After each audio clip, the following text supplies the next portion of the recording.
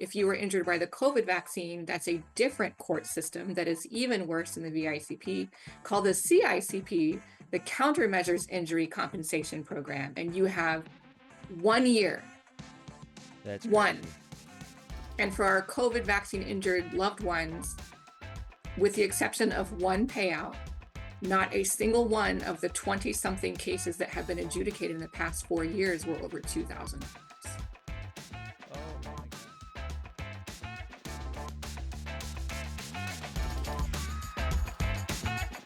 All right. Hey guys, I'm so excited to be tuned back in with you guys. The Dr. Chapa Wellness Show continues onward, upward, goodward, and Godward, where we give people choices. We give people alternatives. We give people ideas on how to live better, be better, and stay better through food. And today, however, we're bringing you a morsel of information, a plate platter, a buffet from Carrie Bigford over at Texas for Vaccine Choice. And I just want you to know, I've had her on the show before, and she is a rock star in her own right. I'm telling you, you guys underestimate. She even told me somebody's already called her this. I thought I was coining her a new, URL, Carrie Bigford. But at the end of the day, she's already apparently earned that step. She is a footprint in the sand that we are walking in and don't even realize it. Miss Carrie, good morning, good day. How are you? I'm doing very well. Thank you for having me on again. Well, it's an absolute pleasure, seriously. The information that you bring to our state, I almost said country, to our state is so powerful, and I want my listeners to hear your word, and I want people beyond my listeners. So, like, if you're listening and you're new to the Dr. Chop Wellness Show, like, share, comment. We need you to share this info because you Yeah. potentially could change somebody's life through just Yes. one button, share. And so you tell us a little bit about you and Texas for Vaccine Choice and y'all's 5 pillars. Yeah. I've been a medical liberty advocate for over 2 decades in multiple different states. When I came to Texas, I hooked up with Texans for Vaccine Choice, which is an organization who has been around since 2015. They came about because there was a bill that was introduced by a now defunct House representative that would have taken away all exemption rights for the school children of Texas. Three moms got together and said, absolutely not. TFEC was formed. Since then, we have killed every single bill that has been introduced in the legislature that would have killed or minimized or obfuscated in any way your medical liberty rights. We have also passed numerous helpful bills to shore up and enhance your rights as a vaccine recipient or a Can you give no us one of decliner those? vaccines. Can you give Yes. it one that y'all are like really proud of? I love HB 44 and I love SB 7 and SB 29. Those are really wonderful bills. HB 44 is our vaccine status discrimination bill. As we go into our next legislative session, we hope to expand that to all patients, not just Medicaid and CHIP patients, because HB 44 makes it illegal for a Medicaid or CHIP provider to deny access to medical care if you have delayed or declined one or more vaccines. We would love to expand that to private insurers as well, not just our lowest income tier. We have a big goal for that because vaccine status discrimination and denial of medical care is a very big problem that we have to deal with at TFEC. We have to deal with people who are being denied sometimes life-saving procedures because they don't want to get a flu vaccine. I mean, that's a real thing that happens even in Texas. Okay, guys, I'm going to have you repeat that statement. People are being denied emergency care because their line in the sand is that they don't want a flu shot. We're over a flu shot. We're letting people die. Is that what I just heard you say? Yes, people have been denied Mm. access to transplant lists, most notably, if they're not fully vaccinated. Also, cancer treatments have been held up because someone doesn't want to get a vaccine. Like those are real cases that have happened that we have to deal with quite frequently. It's Um, wild. It's wild. Mad all over again. I know. I mean, and look, this is so important for our listeners to hear because for you, for me, for Tiff and I, who've lived in this world, I mean, we take for granted what we do know, and that other people just know this stuff, and we're constantly amazed that people still have no clue of what you're saying. Like it's like yep. news flash. You know what I mean? And that is exactly why for our training program, I mean, TFEC enjoys the absolute best advocacy volunteer training in the country. There is no other organization in the country at all. I would even say the world, but certainly not America, that has the level of training that we provide to our volunteers. And we focus on five main pillars, right? That we use in our outreach to educate people in the community that affect you no matter your vaccination choices. Because again, we're Texans for vaccine choice, emphasis on the choice. It is not in my purview to even be made aware of your vaccination choices, let alone to pass judgment upon them. It is my job to provide you with evidence based information. And those pillars are lack of liability. The vaccine recipient themselves is the sole guarantor of all legal and physical risk. Literally every other person involved in the process, from manufacturing to administration of that vaccine, has protection from legal and physical harms. Everyone but you, the vaccine recipient. The lack of liability. Actual federal laws have been passed and amended to restrict your ability as a vaccine recipient to be made aware of the harms that you are undertaking as a vaccine recipient. So again, to highlight those two, that they work together. You accept all the liability for any harms, legal or physical, and they don't have to tell you what those potential harms can be. Okay, that's a very dangerous situation for a vaccine recipient, right? Our It's funny third, when we bought our first house. mhm, That was back in the days where if you like breathed on glass and you could fog the glass, they'd write you a loan, and yeah, and yeah, those were days. yeah, her and I had no idea what an HOA was, and $1,000 a year what that really meant, or what a $6,000 or $7,000 tax bill really looked like. And don't worry, Yep. just postpone that 6 or 7 to the end of the year. You'll have the money, and all of a sudden you get to the end of the year and you're like, oh dear Lord. You know what I Right, mean? And you realize why the bubble happened. And right. essentially, you're describing a medical bubble that is being popped at the after.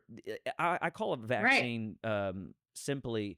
It's like a bad tattoo. Like, have you Right. ever seen these people try to get them removed? It's practically impossible. It's expensive and it's a lot of work, and it still Yeah. sort of shows. You know what I mean? So what usually happens is that someone finds out all of these things because they become vaccine injured or because a loved one close to them becomes vaccine injured. Yes. And so they discover that usually whatever happened to them is a known adverse event that was mentioned in the insert, right? Because the vaccine insert is the only legally required place to disclose causal injuries. But didn't you And say so they that go, they the inserts don't even have to have everything?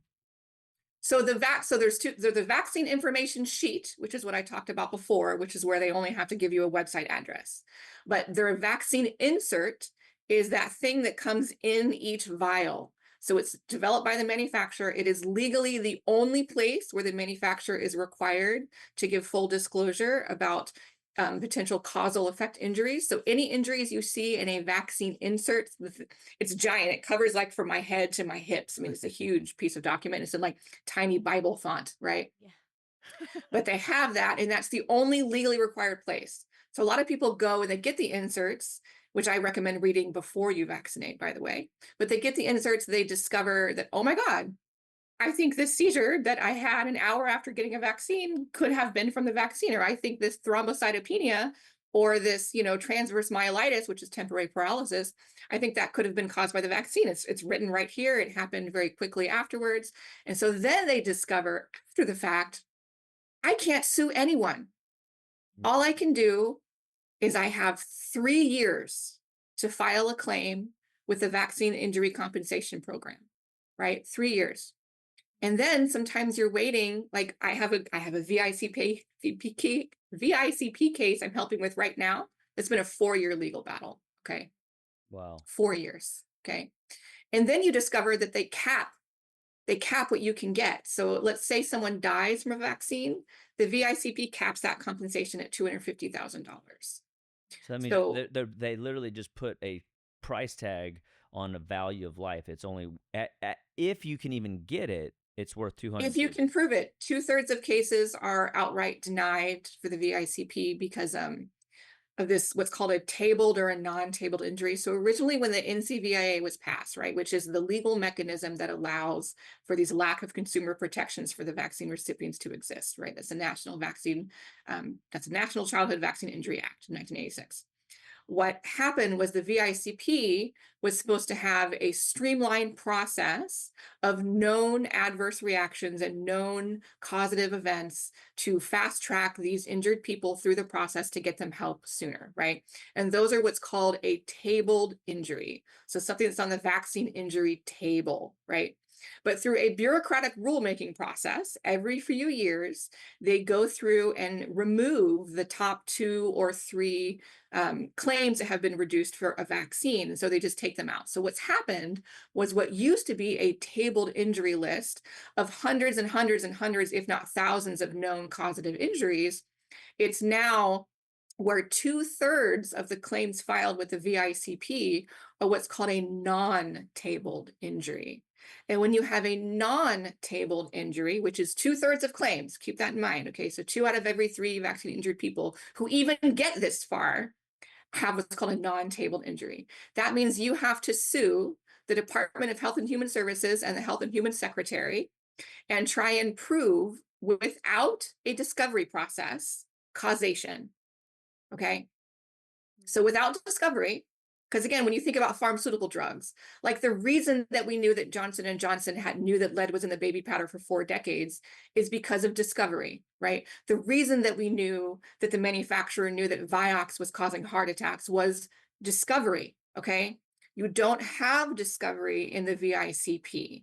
So if you have a non-tabled injury, you have to prove causation without a discovery process, which is extremely Well, I was challenging about to to just do. compliment that. Yeah, like the difficulty in being a non-medically educated person that doesn't know all the Latin words, that doesn't understand physiology, that is scratching their head just trying to figure out like Yeah, it genuinely probably just, hey, I think this caused something in my loved one, in myself, and I don't, but I'm not sure because I don't know all the jargon. A person one doesn't even know which Department of Health and Human Services and or safety person to contact. Number one, number two, they don't. They're still dealing with an injury themselves or with their loved one, so their stress levels high as a caregiver, and so their ability to find somebody that can educate them and streamline a contact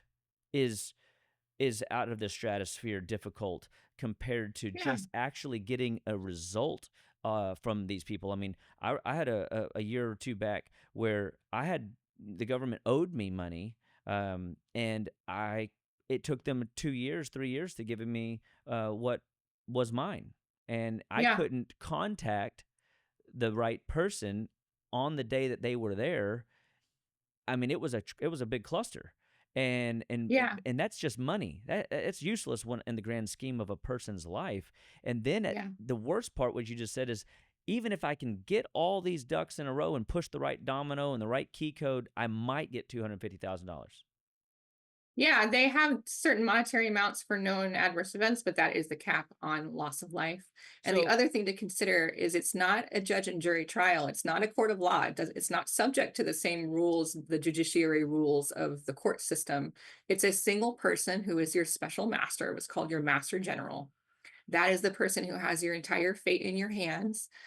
We have on our website, texansforvaccinechoice.com, under our get help, you can find our vaccine injury guide that kind of walks you through step by step the necessary steps to get yourself in that process. Because again, you have 3 years to file a claim with VICP to try and get compensation. If you were injured by the COVID vaccine, that's a different court system that is even worse than the VICP, called the CICP, the Countermeasures Injury Compensation Program. And you have 1 year, that's one. crazy. And for our COVID vaccine injured loved ones, with the exception of one payout, not a single one of the 20 something cases that have been adjudicated in the past 4 years were over $2,000. Oh my gosh. Criminal. What'd you say? I said it's criminal. It's criminal. It's criminal. I would agree. I have a question. Are you linking arms with other organizations in other states? I know you said you were in California and Colorado. Colorado. So is there other states just like what you're doing here? Because So I will say, in all honesty and transparency, there is no other group that's as good as TFEC. I say Mm, that with all the love in my heart for the other groups I worked with in California and in Colorado. There is nobody who is more on top of it than TFEC. We really do have the effective model. But most states do have a medical liberty group that is doing their best, usually legislatively. Most of them, very few of them have a outreach program or a volunteer program like we have here that's reaching out to individuals. But medical liberty and these issues, it's a humanity problem. mm, yes, It's not even just our country, it's a global issue. This is team humanity. This is yes. not just Texas, this is not just Texans, this is not just Americans. This is a global problem. Anybody in a body with a pulse needs medical liberty in their lives. Absolutely. and then do you see? I'm praying RFK Jr. gets the head of HHS. So do you see kind of a new wave of hope kind of coming down from the political landscape? Yeah, I mean, so to answer your previous question, yes, TFEC as an organization plays very well with others. And we work with any group in any state who's willing to come together to try and fix laws. Immunization policy is a states' rights issue. So they usually are states group. At the federal level, it's a lot less effective. Okay. But we do work with lots of other groups. I am hopeful with RFK, but again, I am a very experienced advocate who's been in this world for a long time.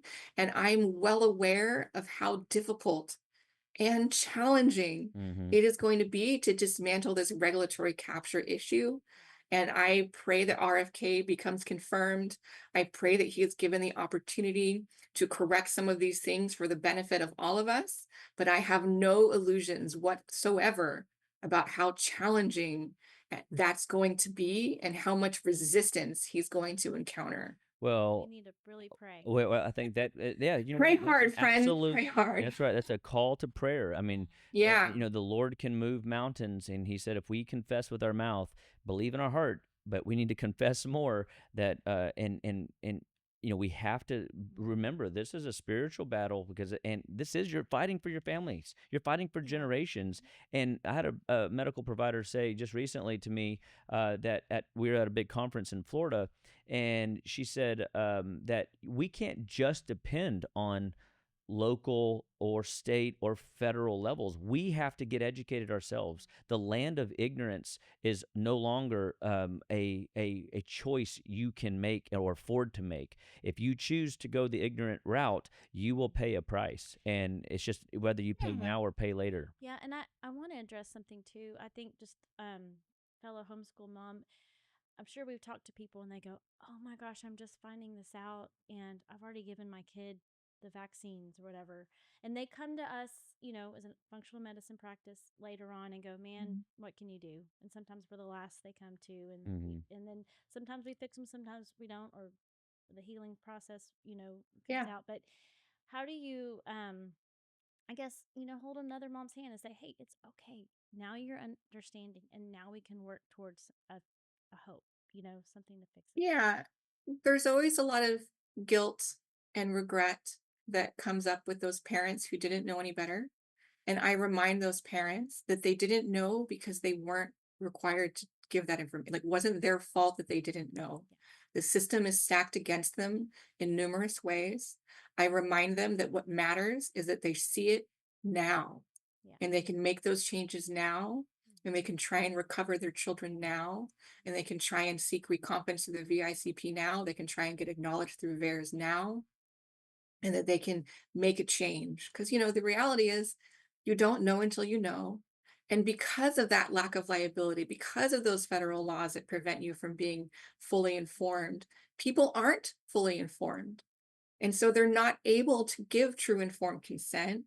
They're usually pressured, or what I've discovered is the cultural conditioning around vaccine compliant is so intense, Yeah. they just do it without even second thought. Right.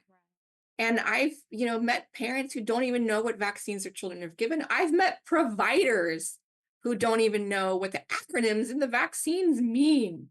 For Well, I shame. was about to just say, I wrote down VICP. I wrote down the word VAERS. Could you just give those definitions? Because I mean, I was just teaching this little boy yesterday.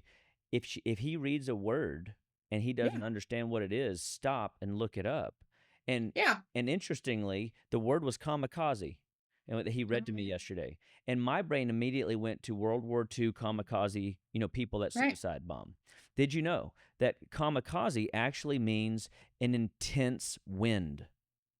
That's the first I did not definition. know that. And I had no That's idea. cool. Well, when you go Yeah. read it as a contextual clue in the book, it was making a reference to a wind and a high force wind, Hmm. not a Hmm. suicide bomber. And so Yeah. vocabulary is important. And I think, what is VAERS? What is VICP? So Please. VAERS is a component of the NCVIA, the National Childhood Vaccine Injury Act of 1986. It is our government's passive surveillance system that's designed to track vaccine injuries. It stands for Vaccine Adverse Event Reporting System. By internal audits from the CDC and FDA themselves. Actually, I think it was the CDC who did that Harvard Pilgrim study. They discovered that it was underreported by anywhere from 90 to 99%. So anywhere from 1 to 10% of injuries are what gets reported. So whenever you look at those numbers, like right now, we have 36,000 reported deaths from the COVID vaccine. We want to multiply that by a factor, of many, right? Because it's maybe 1 to 10% of the number. Yeah. So rather Okay. than 36,000, Yeah. it should be 360,000 minimum, right? So you look at numbers like that. So that's important to realize, but that is the vaccine adverse event reporting system. It is a passive surveillance, which means no one is required to report to it. It is a not fun system to report to. It's like the DMV online because there's no screen save. You need all of your medical records. It takes hours. And if the screen times out, all of your stuff gets deleted and you got to do it again. It is not fun. So Nightmare. that's probably a component of why it's not reported. The VICP is the Vaccine Injury Compensation Program, and that is the out of court special master led program that is the only pathway for financial compensation and acknowledgement through our federal government. Well, I just And again, that's for childhood vaccines. If you are a COVID vaccine injured person, you are subject to the countermeasures injury compensation program, which is even worse. You have 1 year to file a claim. And that is because of the PrEP Act of 2005, which is what gave the EUAs for the COVID vaccines and Paxlovid and remdesivir and the masks. They were all EUA. Okay. So, did you have another question? no, I was just saying I need we need to have Okay. gift baskets So, for babies from well, it sounds like no. Yeah, That's a conversation. consent bundles. Yeah. Our new parent informed consent bundles are amazing. If you have a friend in a baby making season of life, you can send them this wonderful gift bundle that has an adorable children's book. It comes with a onesie, it comes with a beautiful handwritten note full of love, and most importantly, it comes with a folder of informed consent.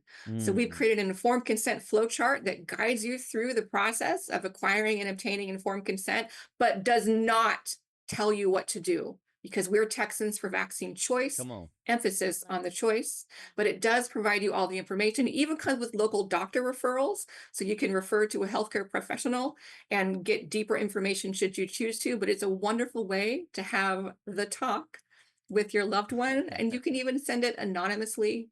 We've gotten such great feedback from our anonymous bundles. People read them, it comes wrapped in love, cloaked in truth, and people really do Come on. discover why they want to say yes or Uh, why they want to say no. And that's what I want you to know is I want you to know why you're saying yes or why you're saying no. And I Informed want you to consent. be able to say yes or no free of coercion. So, okay. That's my wish for you. That is our wish for our people as well, and for Yep. everybody, guys. I mean, it is your life, your health, your Yep. choice. And you And are the sole guarantor of all legal and physical risk. Right. yeah. So, okay, I have another question for you. If Yeah. so, this is from one of my listeners. Knowing that you were coming on, I just wanted to reach into my pool of people, knowing that I got some crunchy people out there, I got some ignorant people out there, I got some people that are new to this, that are veterans in this, and there is no such thing as a stupid question, and and I have a ton of them, especially around this topic, because I don't know legislature and law very well. But is it true? Um, and it's okay if you don't have an answer either, but I'm just curious. Is it true that even if you get your flu vaccine, you may catch a different type of flu And is it near impossible to get one that covers you from everything? Well, yeah, because there are hundreds and hundreds of influenza strains. And, you know, I don't want to oversimplify it, but the process that they discover to pick the strains is pretty much like throwing a dart at a dartboard. It's not scientific at all. The average flu vaccine efficacy for what's out there is very low. Like right now, for the strains of the vaccine available now this year for 2024, 2025, it's tracking around 30% effective at helping prevent the strains that are active. Hand washing has a significantly higher protective rate and no adverse events associated with it. Vitamin D also high efficacy rate, low adverse event rate. So you might want to choose a different method to protect yourself from the flu. But yeah, I mean, the number one side effect of the flu vaccine is influenza. Well, yeah, and how many times do we hear people say they got their flu shot, they got the COVID shot, and they got COVID, or Yeah, I mean, they take. COVID, yes, COVID's a whole other bag. Well, yes. Well, okay. Essentially answering that, why was COVID such a whole nother bag? Multiple reasons. One, it's an entirely different novel platform, right? So most traditional vaccines are what's called a viral vector, which means it has an antigen, which is the disease material in question, and then it has a bunch of adjuvants, which are immune system irritants, and the combination of the adjuvants and the antigens creates an immune response throughout your body. COVID, however, was an mRNA platform. So rather than having an antigen with adjuvants in a normal viral vector state, they injected something that was recoding your cells inside your body. So the COVID vaccine was an mRNA, so it would cause your body to generate on its own the spike protein from the coronavirus. So And so essentially that was entirely different. reprogramming. You just said reprogramming my body to do something it should not It do. it was programming your body to create the spike protein. That's how it works. Because normally, what happens in a viral vector is that vaccine gets injected into you. Your, innate and humoral immune systems begin to activate to that, and then over a course of a couple of weeks, you begin to develop an immune response that Mhm. is limited, not full spectrum, but Wow. certainly there. In the COVID vaccines, it was a novel platform of mRNA. They used a nanolipid particle hydrogel material to coat it because your body naturally resists having foreign RNA injected into your body.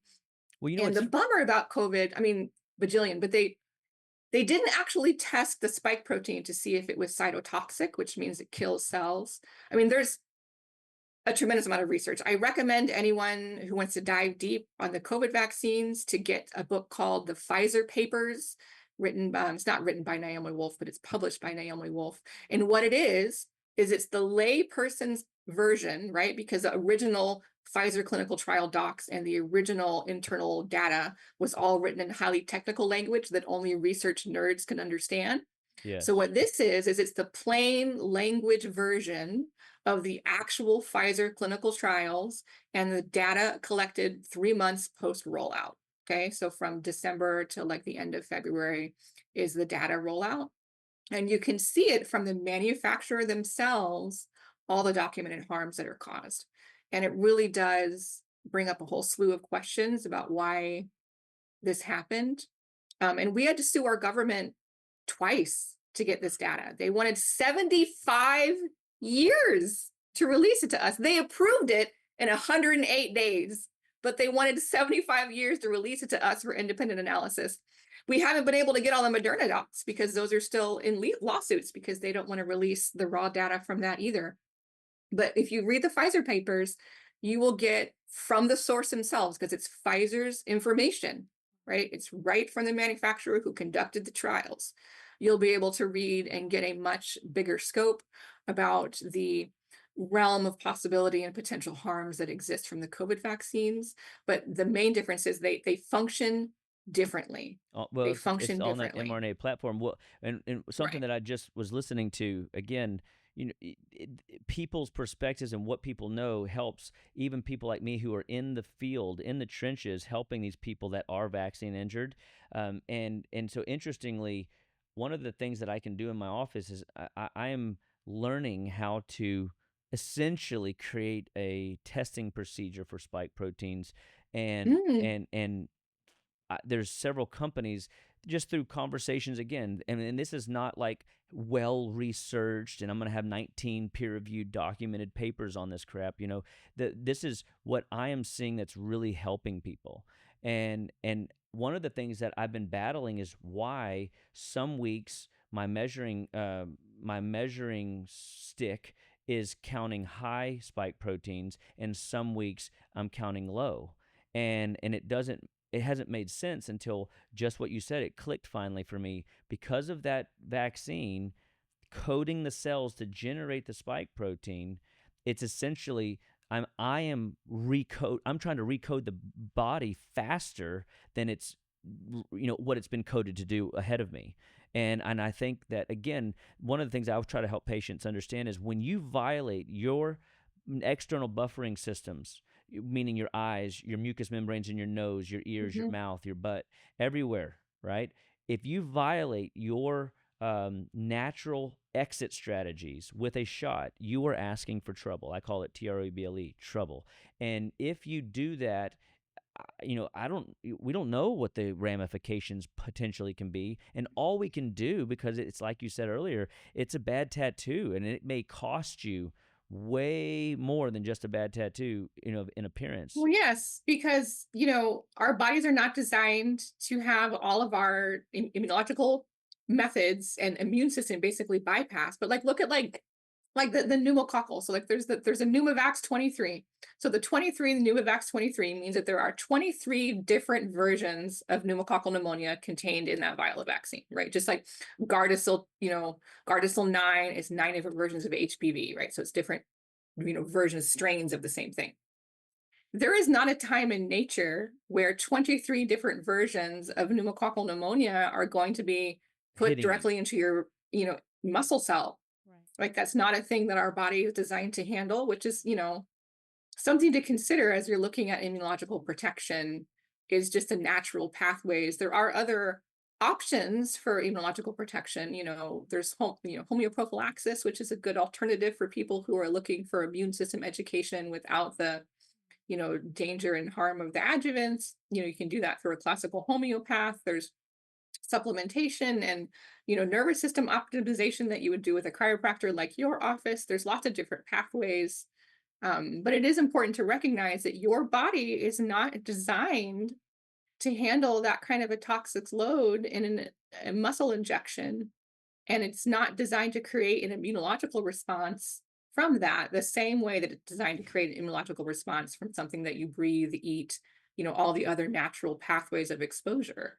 I wish there was a way, so like when Neo in the Matrix, for those that saw that back in the day, if I just dated myself, he could see the lines of how the Yeah. interwebs work, and he finally got it.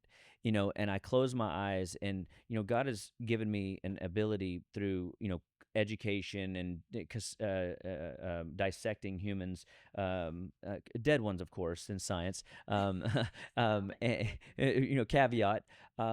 Interestingly, I have a mind's eye to see everything you just described, and I don't think everybody can, because they're not trained to see what we see.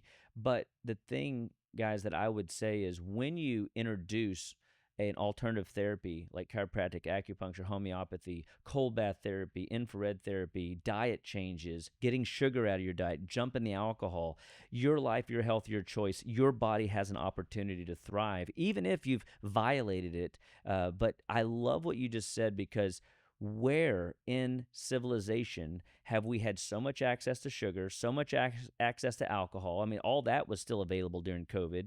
And yet Mhm. here we are getting exposed to, you just described it, 23 different strains of pneumococcal, and potentially 9 different strains of HPV.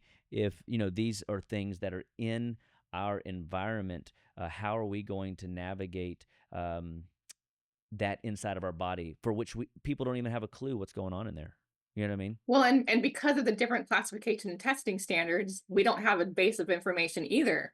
All of the burden of discovering safety for the population is in post licensure. So it's when we get it in our arms, because the clinical trials are again underpowered with an active control, and they're too short, right? So it's not the 4-year, 40,000 or more against an inert placebo, it's 147 kids to age 1 through 10 who are given no placebo and followed for 5 days, right? Like, that's what it is. That's And so crazy. as an individual, it's very important to do your own research and to ask yourself questions like, what is this disease or this infection that I'm afraid of? What happens? Is treatment readily available for it? How prevalent is it in my area? How likely am I to contract tetanus? What happens if I get measles? Is there treatments available for me? What are the potentiality of harm for the vaccination? How does the vaccine work? Does it protect me from giving the infection to someone else, or does it only protect me from having severe symptoms? Like, pertussis is only designed to reduce symptomatology in the recipient. It is not designed to prevent transmission or infection to another person. It is designed to reduce symptomatology in that individual alone, and for a very short period of time at that. So it's important to understand how this vaccine works, because they all work a little bit differently. They're not all designed to prevent infection. You know, eh, am I, an asymptomatic carrier? Like with any live vaccine, you're an automatic asymptomatic carrier. There's a high incidence of asymptomatic carriage with pertussis. Also, you have to look at all of those things, right? Because if let's say you got the MMR and that's a live vaccine, and then you have a friend who's on chemotherapy. They used to be honest and tell you not to go visit someone who was on chemotherapy or severely immunocompromised if you'd recently gotten a vaccine because of this potentiality of Immunosuppression. transmission. Yeah. But they stopped doing that. And I always wonder why, because that risk didn't change. That risk is still there. It's important to be aware as a vaccine recipient to be fully empowered and understand what you're getting and why you're getting it, Yeah. right? Because I meet people all the time who just don't understand, or they think, okay, I've got like our whole schedule, our 81 doses of schedule between birth to 18.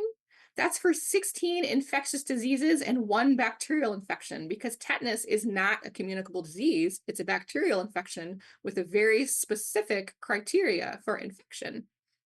And Wow. so, like, that's 17 infections. Yeah. How many infectious diseases do you think exist in the world? And what does that vaccination schedule look like? And Because why are we so worried about doing that mapping instead of focusing on cellular regeneration, cellular self-discovery, where the body's I designed to agree. heal? And And what supporting the innate immune system. I would agree with that. But when people ask about that, there's an assumption that if they've gotten vaccinated on schedule, that they're protected from all the things. Mhm. And I'm always the one to come with a bummer of like, you're protected from maybe best case scenario, 16 things, So, guys, right? in the Dr. Chapa wellness world, she is bringing some hard realities, some bitter pills to swallow, and I hope that you appreciate that with all the love and truth in our heart that we want to get on your side. We are for you to live well, be well, and stay well, and it is unfortunately and fortunately your life, your health, your choice, and that is freedom. And I just kind of just to sum up some things because we do need to wrap up is when you master your disease, when you master the disease, the fear, the false evidence appearing real dissipates. And if you can grab hold of, if you have a diagnosable disorder, if you've got, challenges ahead of you that you have to make in regards to your health, and you are afraid of it, remember it stands for fear. Fear, false evidence appearing real. If you master it, learn it, study it, like Miss Carrie's talking about, guess what's going to happen? Your educational level is going to downplay its overall effectiveness because you're going to understand. And there's power. The Right. G.I. Joes back in the early 80s, when I would watch it as a kid, I know I'm dating myself again, said that knowing is half the battle. And I want you guys to know, and on the Dr. Chop Wellness Show, we want to bring you the truth. We want to teach you why your body is breaking down, how it can be, we can interrupt that breakdown process, and yet you can live better. And girl, I am so excited. What final words can you sum up just this big topic to keep us enticed to study, learn, and take the bull by the horns when it comes to our own health journey? There is no one on the face of the earth who has a greater vested interest in your good outcome than you. Mm. It's time to take that seriously and to take your role as a steward of your own health outcome seriously. and to trust no one, including me, by all means. Go Yes. to TexansForVaccineChoice.com, read the research, go to FDA, reference the things that I referenced before. Feel free to dive deep and do your own research. These are facts that are out there. Google the NCVIA, even with all the censorship, you can find it. But it is in your best interest to take control of your health outcome because you are the one who owns all the risk and you're the one who suffers the risk when it Mm. happens. Well, And it can happen to you. it can, and I tell people, you pay now, you pay later. An ounce of prevention's worth a pound of cure. I have one more question. Okay. Yeah. Um, I was just thinking, a new mom, they've got a baby, a toddler, and they go, I'm just going to delay the shot Yeah. and then that'll be okay. And I know they might be a little dangerous, but if I delay them, I think they'll be fine. So what's your comment on that? So people can delay or decline it, whatever their preference is. I will say that it's important to recognize that we don't have monovalent vaccines. We have intercombinant vaccines. So when people say they do one at a time, it's usually something like a pentacell, which is actually a 5-in-1. So it's 5 different vaccines in one vial. And then Okay. each one of those vaccine components usually has multiple strains included in it, like he referenced from Dr. Sherry Tenpenny earlier, right? So it's like different versions in there. So it's not just one. We haven't had monovalent individual vaccines available since the early 90s. You can get it for dogs, you can get it for cats, haha, but you can't Yeah. get it for the kids. So Yeah. it's important to recognize, and then it's important to educate yourself about what vaccine injury looks like and to give yourself enough time. There's a lot of wonderful medical practitioners out there that we refer to. If you need a referral, please reach out at TexansForVaccineChoice.com. We're happy to help resource you that can help monitor your child and prepare their body before that vaccine to reduce the risk. Sometimes they do genetic testing to determine if you're susceptible to having problems from vaccination, because that's a big component too. Right. And then they monitor your child to see if anything is happening, and then you can make a decision going there. But just be aware that there's no such thing as just one in the United States of America anymore. They do intercombinant shots. They're tested individually, but they're dosed intercombinantly. And that's an important thing to understand. And I always tell parents, delay until you feel comfortable with your choice. Yeah. Delay until you know why you're saying yes Right. or why you're saying no, right? It doesn't matter what that provider thinks. It doesn't matter what I think, because it's not even my business to ask. I'm not going to ask you. Right. But know why you're saying yes and know why you're saying no. Right. Very good. Very good. Well, thank you again, Carrie. I'm just so delighted that you are in the trenches fighting on our behalf. I feel like, it's nice for even me to be in the trenches myself. I get lost in there. I love and serving patients and staying with them through their journeys, but to know that there are people like you and your team that are doing such a great work. So thank you. I commend you. I salute and just say, carry on, continue onward, upward, goodward, and Godward, and know that Yeah, your journey matters as much as ours is to get in side by side with these folks and educate them. So thank you for your time this afternoon. It has been absolutely delightful, and we can't wait to see you in the near future. Okay, thank you. absolutely. Thank you so much. All right, guys. So for you on Dr. Chapa Wellness, I just want you guys to know that we love you, we care about you, and we are always dedicated to give you the best that we got each and every day. So live long and prosper. Be your best today. Live and choose today. It is your day to thrive and shine. So God bless you. We'll see you soon.